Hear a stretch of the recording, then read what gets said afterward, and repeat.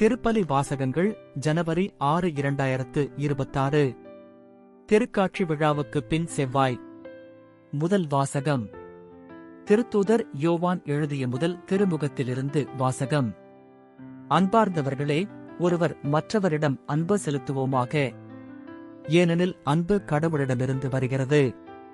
அன்பு செலுத்தும் அனைவரும் கடவுளிடமிருந்து பிறந்தவர்கள். அவர்கள் கடவுளை அறிந்துள்ளார்கள். அன்பில்லாதோர் கடவுளை அறிந்து கொள்ளவில்லை, ஏனெனில் கடவுள் அன்பாய் இருக்கிறார். நாம் வாழ்வு பெறும் பொருட்டு கடவுள் தம் ஒரே மகனை உலகிற்கு அனுப்பினார். இதனால் கடவுள் நம்மீது வைத்த அன்பு வெளிப்பட்டது. நாம் கடவுள் மீது அன்பு கொண்டுள்ளோம் என்பதில் அல்ல, மாறாக அவர் நம்மீது அன்பு கொண்டு தம் மகனை நம் பாவங்களுக்கு கழுவாயாக அனுப்பினார் என்பதில்தான் அன்பின் தன்மை விளங்குகிறது. ஆண்டவரின் அருள்வாக்கு. இறைவா, உமக்கு நன்றி. பதிலுரை பாடல்.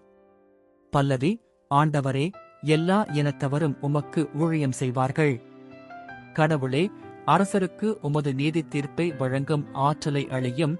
அரச மைந்தரிடம் உமது நீதி விளங்கச் செய்யும். அவரும் மக்களை நீதியோடு ஆழ்வாராக. உம்முடையவரான எளியோர்க்கு நீதி தீர்ப்பு வழங்குவாராக. பல்லவி. ஆண்டவரே, எல்லா இனத்தவரும் உமக்கு ஊழியம் செய்வார்கள். மலைகள் மக்களுக்கு சமாதானத்தை கொடுக்கட்டும், குன்றுகள் நீதியை விளைவிக்கட்டும். எளியோரின் மக்களுக்கு அவர் நீதி வழங்குவாராக.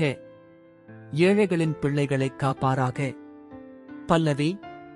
ஆண்டவரே, எல்லா இனத்தவரும் உமக்கு ஊழியம் செய்வார்கள்.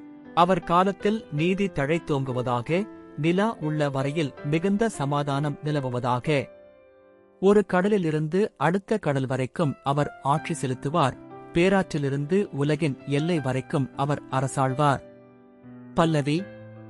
ஆண்டவரே, எல்லா இனத்தவரும் உமக்கு ஊழியம் செய்வார்கள். நற்செய்திக்கு முன் வாழ்த்துலி.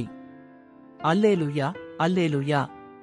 ஏழைகளுக்கு நற்செய்தியை அறிவிக்கவும், சிறைப்பட்டோர் விடுதலை அடைவர் என முழக்கமிட்டு அறிவிக்கவும் ஆண்டவர் என்னை அனுப்பியுள்ளார். அல்லேலுயா.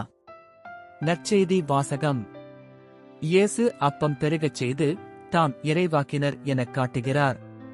மார்க்கு எழுதிய தூய நற்செய்தியிலிருந்து வாசகம். அக்காலத்தில் இயேசு படகிலிருந்து கலிலேயா கடற்கரையில் இறங்கிய போது பெருந்திரளான மக்களைக் கண்டார். அவர்கள் ஆயரில்லா ஆடுகளைப் போல் இருந்ததால் அவர்கள் மீது பரிவு கொண்டு அவர்களுக்கு பலவற்றைக் கற்பித்தார். இதற்குள் நெடு நேரமாகிவிடவே சீடர் அவரிடம் வந்து, இவ்விடம் பாலை நிலம் ஆயிற்றே, ஏற்கனவே நெடுநேரம் ஆகிவிட்டது. சுற்றிலும் உள்ள பட்டிகளுக்கும் ஊர்களுக்கும் சென்று உண்பதற்கு ஏதாவது அவர்களே வாங்கிக் கொள்ளுமாறு நீர் மக்களை அனுப்பிவிடும் என்றனர்.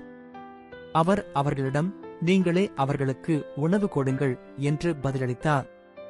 அவர்கள், நாங்கள் போய் 200 தெனாரியத்திற்கு அப்பம் வாங்கி இவர்களுக்கு உண்ணக் கொடுக்க வேண்டும் என்கிறீரா என்று கேட்டார்கள். அப்பொழுது அவர், உங்களிடம் எத்தனை அப்பங்கள் இருக்கின்றன? போய் பாருங்கள் என்று கூற, அவர்களும் பார்த்துவிட்டு, 5 அப்பங்களும் 2 மீன்களும் உள்ளன என்றார்கள். அவர் எல்லாரையும் பசும்புல் தரையில் அமரச் செய்யும்படி சீடர்களை பணித்தார்.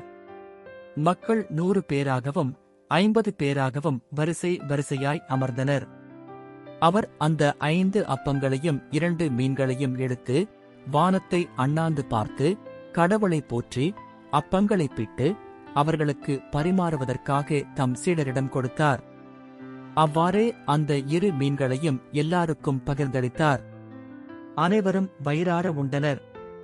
பின் எஞ்சிய அப்பத் துண்டுகளையும் மீன் துண்டுகளையும் 12 கூடைகள் நிறைய எடுத்தனர். அப்பம் உண்ட ஆண்களின் தொகை 5000. ஆண்டவரின் அருள்வாக்கு. கிறிஸ்துவே, உமக்கு புகழ்.